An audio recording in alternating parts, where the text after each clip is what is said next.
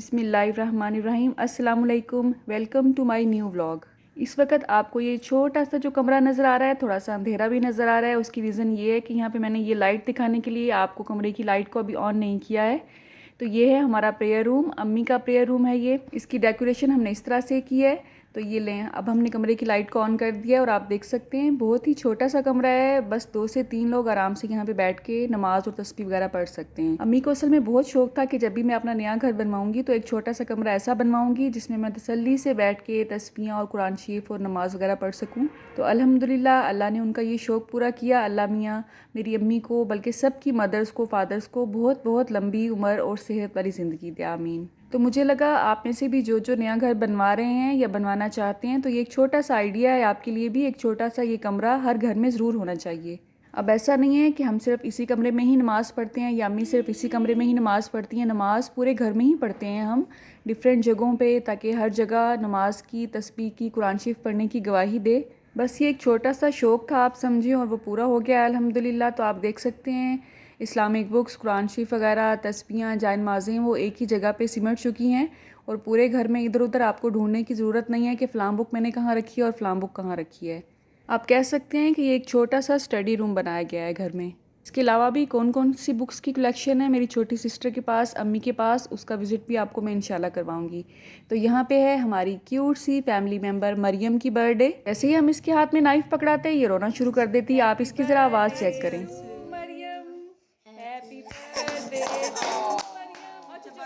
हालात चेक करें ज़रा, बच्चे अपनी बर्थडे पे खुश होते हैं और ये नाइफ़ पकड़ के रो रही थी कि आज क्या अनहोनी हो गई है कि मेरे हाथ में नाइफ़ पकड़ाया जा रहा है। उस बेचारी का भी कसूर नहीं था, फ़र्स्ट टाइम ही उसके हाथ में नाइफ़ पकड़ाया गया था। तो कुछ बच्चे तो बहुत खुश होते हैं और कुछ बच्चे रोते हैं। तो कैंडल्स भी हमने सिर्फ इसकी वजह से नहीं चलाई थी कि कहीं ये डर ना जाए।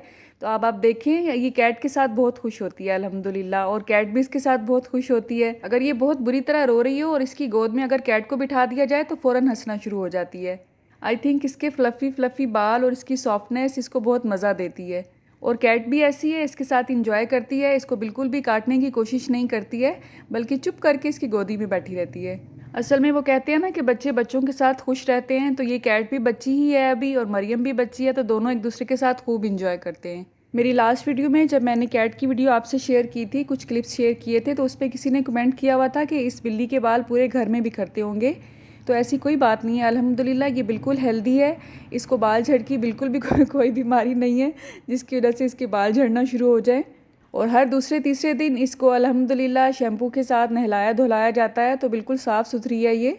और घर के बाहर एक रेत का टब रखा हुआ है इसके लिए, तो घर में बिल्कुल भी ये कोई गंद नहीं डालती है। अपना जो भी इसने काम है वहीं जाके ही करती है। असल में जो गली की आवारा बिल्लियाँ होती हैं, आप उनको इस तरह से हैंडल नहीं कर सकते हैं, लेकिन ये जो कैट्स होती हैं, जो पेट्स होती हैं, ये बहुत नाजुक मिजाज होती हैं, अच्छे घरों में ही पलती हैं और बहुत तमीज़दार कैट्स होती हैं। मरियम के बाद अब ये इब्राहिम के हत्थे चढ़ चुकी है और इब्राहिम के साथ भी ये बहुत इंजॉय करती है। आई डोंट नो बच्चे कैसे हाथ लगा लेते हैं मैं तो बिल्कुल भी नहीं टच कर सकती हूँ इसको। हाँ, बाकी घर के जो फैमिली मेम्बर हैं, मेरी सिस्टर है, भाई है, इवन बच्चे जो 2 छोटे हैं ये हैंडल कर लेते हैं, और जो बड़े 2 बच्चे हैं वो भी मेरी तरह इनको हाथ नहीं लगा सकते। और इस वक्त सब इसे मना कर रहे हैं कि इब्राहिम नहीं करो, ऐसे नहीं करो, ये बेबी नहीं है, ये बेबी नहीं है, और वो कह रहा है कि ये बेबी ही तो है असल में ये बेबी वो इंसानों का बच्चा कह रहे हैं और ये कैट के बच्चे के हिसाब से बेबी कह रहा है। तो बस 1 से 2 घंटे के लिए नानों के घर जब जाना होता है इनका, तो यही कुछ ही करते हैं आजकल। कैट के साथ ही सारी मसरूफियत है इनकी। इसके अलावा आजकल अरीबा नूर अपना पराठा खुद बेल के मुझे कहती है कि आप तवे पे डाल दें, और आप देखें हार्ट शेप का ये पराठा है और बहुत शौक से फिर बाद में खा भी लेती है। इसलिए मैं तरद्दुद के साथ इसको बेलने पे भी लगा देती हूँ कि चलो अपना पराठा खुद बेलो। इसने आज हार्ट शेप का बनाया है और देखें कितना खूबसूरत लग रहा है अल्हम्दुलिल्लाह, और इसने अल्हम्दुलिल्लाह शौक से खा भी लिया था। इस तरह से अगर आप भी छोटे बच्चों को इस तरह की छोटी छोटी एक्टिविटीज़ पे लगा दें तो वो बहुत शौक से अपना खाना खा लेते हैं। तो यहाँ पे बन रही है ग्रीन टी, जो कि अक्सर शाम को हमारे घर बनती है। कुछ लोग चाय पीते हैं तो कुछ लोग ग्रीन टी पीते हैं, और कुछ लोग चाय पीने के बाद फिर से ग्रीन टी पीते हैं। तो इसमें मैंने सौंफ ऐड की है, और ये ग्रीन टी है जो कि लेमन ग्रास है। एक मैंने इसमें बादियान का फूल ऐड किया है, थोड़ी सी इलायची है, इसको ग्राइंड करके मैंने ऐड किया है, और इसके अलावा ये अदरक है, हल्की सी मैंने कूट ली थी, वो भी इसमें ऐड कर दी है। तो ये बहुत ही टेस्टी बनता है, आप ज़रूर ट्राई कीजिएगा। आजकल जैसे घर में हर एक को नज़ला, ज़ुकाम, खांसी वगैरह की शिकायत होती है, तो अगर आप ये रेगुलर कुछ अरसे के लिए इस्तेमाल करते हैं तो अल्हम्दुलिल्लाह इससे ज़रूर अफाका हो जाता है। और इसमें मैंने जो लेमन ग्रास ऐड की है वो बाजी के घर लगी हुई है, तो जब भी वो डीजी खां से आती हैं मेरे लिए ज़रूर लेके आती हैं ये। और इसकी ऐड करने के बाद आपको किसी भी कहवे में या ग्रीन टी में लेमन जो है वो स्क्वीज़ करने की बिल्कुल भी ज़रूरत नहीं होती है, क्योंकि इसमें बहुत स्ट्रॉन्ग फ्लेवर होता है लेमन का। तो ये जो छिलके आप देख रहे हैं ये मैं बाहर रखने जा रही हूँ। असल में पौधों के लिए मैंने सुना था ये बहुत ही जो है इफ़ेक्टिव होते हैं, उनकी ग्रोथ बहुत ज़्यादा हो जाती है पौधों की। अगर आप कुछ कुछ अरसे के बाद इसे मैश करके एज अ खाद के तौर पे अगर आप पौधों की मिट्टी में इनको डाल दें तो ये बहुत जल्दी ग्रो करते हैं। अगर ये खुश्क हो रहे हैं आपके पौधे या उनके पत्ते झड़ रहे हैं या किसी भी रीज़न की वजह से वो अच्छी तरह से ग्रो नहीं हो रहे हैं, तो आप इस टोटके को आजमाएं। जो पत्ती होती है चाय की, अगर उसे भी आप डिस्कार्ड नहीं करें कुछ अरसे के लिए, 1 से 2 हफ्ते के लिए उसको सेव करते जाएं और वो भी पौधों में ऐड करें, तो ये बहुत अच्छी खाद होती है इनके लिए।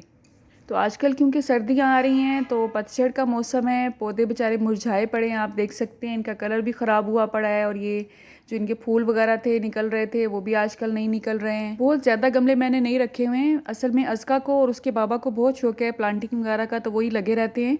तो किसी दिन मैं आपको अम्मी के घर का विज़िट करवाऊंगी। वहाँ पे मेरी छोटी सिस्टर हैं, वो हर वक्त ही पौधों में ही बिज़ी रहती हैं, तो उसने अल्हम्दुलिल्लाह अपने पूरे घर को पौधों से सजाया हुआ है।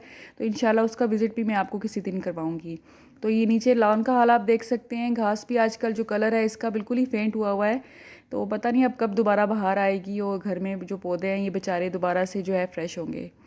तो ये तो था बाहर गमलों का हाल। अब चलते हैं किचन में और रूटीन का काम स्टार्ट करते हैं। आपने यहाँ पे आज घर की सफाई को थोड़ा सा इग्नोर करना है, क्योंकि आजकल घर में मेड नहीं आ रही है और ये जो हल्की फुल्की सफाई है ये मुझे खुद ही करनी पड़ती है। ये अरीबा साबा का है वाइट बोर्ड, यहाँ पे ये पेपर की तैयारी करी थी शाम को अपनी, तो ये सब कुछ अभी वैसे ही लिखा हुआ है। असल में जब मासियों से काम करवाने की आदत हो जाती है ना तो बंदा खुद काम करना भूल ही जाता है। तो जब मजबूरन कभी काम करना पड़ भी जाता है तो थोड़ा सा काम ही इंसान को बहुत थका देता है, राइट। यहाँ पे मैं आपको दिखा रही हूँ पिंक साल्ट, और मेरा मशवरा यही है कि घरों में यही ज़्यादा इस्तेमाल करना चाहिए।